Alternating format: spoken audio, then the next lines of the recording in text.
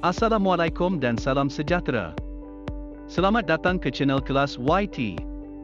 Hari ini kita akan sama-sama belajar subjek sejarah tingkatan 5. Bab 3. Raja berperlembagaan dan demokrasi berparlimen.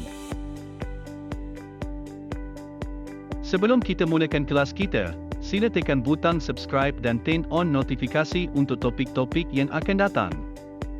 Dalam video yang lepas, kita dah bincangkan subtopik 3.1 dan 3.2 dengan lebih lanjut. Boleh klik link di bawah untuk menonton video bahagian 1. Sekarang, kita akan sambung pembelajaran bab 3 untuk subtopik yang seterusnya. Raja berperlembagaan merupakan sebahagian daripada pentadbiran negara apabila perlembagaan persekutuan mengiktiraf kedudukan dan peranan institusi beraja. Institusi beraja ini terdiri daripada institusi Majlis Raja-Raja, institusi beraja di negeri-negeri, dan institusi yang di-Pertuan Agong pada peringkat persekutuan. Jawatan yang di-Pertuan Agong diwujudkan selepas negara mencapai kemerdekaan pada tahun 1957. Yang di-Pertuan Agong dipilih dalam kalangan raja yang memerintah di 9 buah negeri iaitu Perlis, Kedah, Perak, Selangor, Negeri Sembilan, Johor, Pahang, Terengganu, dan Kelantan. Pemilihan yang di-Pertuan Agong dilaksanakan oleh Majlis Raja-Raja menurut kaedah yang ditetapkan dalam Perlembagaan Persekutuan dan Peraturan Majlis Raja-Raja. Seiring dengan kewujudan jawatan yang di-Pertuan Agong, turut diperkenalkan jawatan timbalan yang di-Pertuan Agong berdasarkan Perlembagaan Persekutuan. Berikut merupakan senarai yang di-Pertuan Agong yang dipilih dalam kalangan Raja-Raja Melayu.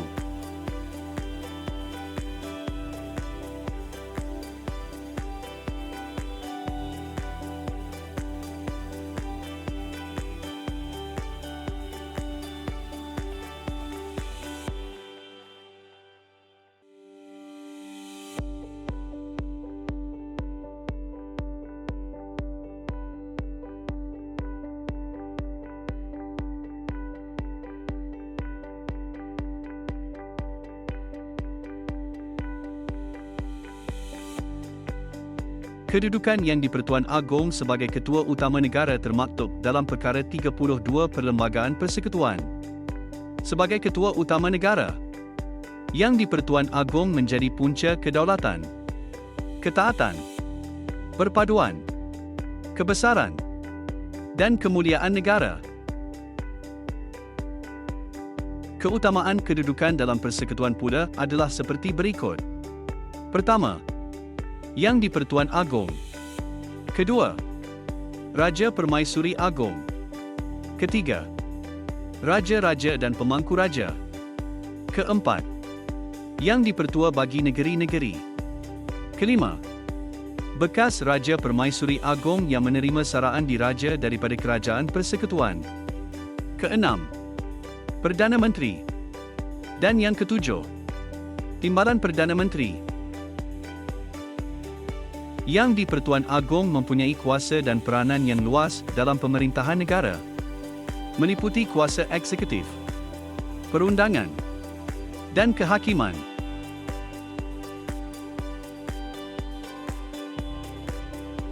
Untuk kuasa eksekutif, yang di-Pertuan Agong perlu bertindak mengikut nasihat Jemaah Menteri bagi perkara yang berikut. Pertama, melantik Perdana Menteri dan Jemaah Menteri. Yang di-Pertuan Agong melantik seorang ahli Dewan Rakyat yang mendapat kepercayaan sebilangan besar ahli Dewan Rakyat sebagai Perdana Menteri. Kedua, pelantikan jawatan penting. Yang di-Pertuan Agong melantik Peguam Negara, Panglima Angkatan Tentera, dan Ketua Audit Negara.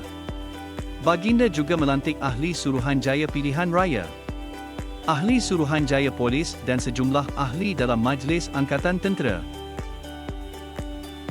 Ketiga, ketenteraan. Yang di-Pertuan Agong ialah pemerintah tertinggi seluruh Angkatan Tentera Malaysia. Baginda dibantu oleh Majlis Angkatan Tentera yang bertanggungjawab di bawah kuasa Baginda bagi pemerintahan, tata tertib, dan pentadbiran Angkatan Tentera. Dan yang keempat, diplomatik.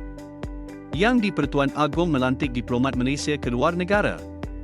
Baginda juga menerima menghadap diplomat asing sebelum mereka mula menjalankan tugas di Malaysia.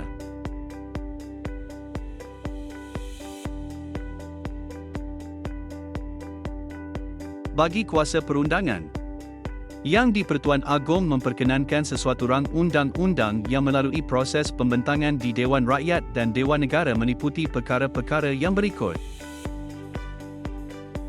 Pertama, persidangan Parlimen. Yang di-Pertuan Agong mempunyai kuasa memanggil Parlimen bersidang. Baginda juga berkuasa memberhentikan dan membubarkan Parlimen. Kedua, agama. Yang di-Pertuan Agong merupakan ketua agama Islam di negeri Baginda sendiri. Wilayah Persekutuan Melaka, Pulau Pinang, Sarawak, dan Sabah.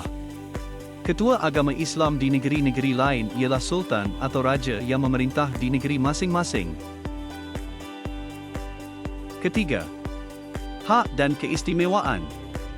Yang di-Pertuan Agong bertanggungjawab menjaga serta melindungi kedudukan istimewa orang Melayu dan Bumiputera di Sabah dan Sarawak, serta kepentingan kaum lain di Malaysia. Dan yang keempat, pengisytiharan darurat. Yang di-Pertuan Agong boleh membuat pengisytiharan darurat setelah Baginda memastikan kebenaran wujudnya keadaan yang mengancam keselamatan awam dan ekonomi negara.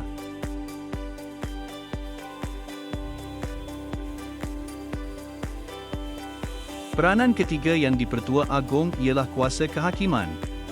Yang di-Pertuan Agong melantik Hakim Mahkamah Atasan atas nasihat Perdana Menteri setelah dipertimbangkan oleh Suruhanjaya Pelantikan Kehakiman dan berunding dengan Majlis Raja-Raja. Hakim Mahkamah Atasan terdiri daripada Ketua Hakim Negara, Presiden Mahkamah Rayuan, Hakim Besar Mahkamah Tinggi Malaya, Hakim Besar Mahkamah Tinggi Sabah dan Sarawak, Hakim Mahkamah Persekutuan, Hakim Mahkamah Rayuan, dan Hakim Mahkamah Tinggi. Yang di-Pertuan Agong juga mempunyai kuasa pengampunan dalam hal jenayah di wilayah persekutuan. Seseorang yang sudah dihukum boleh memohon keampunan daripada Yang di-Pertuan Agong. Baginda akan bertindak atas nasihat Lembaga Pengampunan.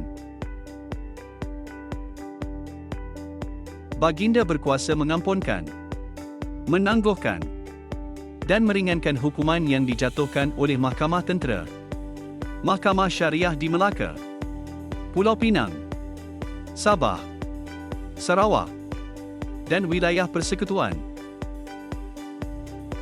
Dalam bab ini kita dah belajar dengan lebih lanjut tentang subtopik 3.3. Kita akan sambung subtopik yang seterusnya dalam video yang akan datang. Semoga apa yang dipaparkan dalam video ini dapat memberi manfaat kepada kita semua. Sampai sini saja kelas kita pada hari ini. Jangan lupa klik butang like, subscribe, dan notifikasi. Boleh juga share dan komen di bawah untuk sebarang idea atau topik-topik yang menarik untuk video yang akan datang.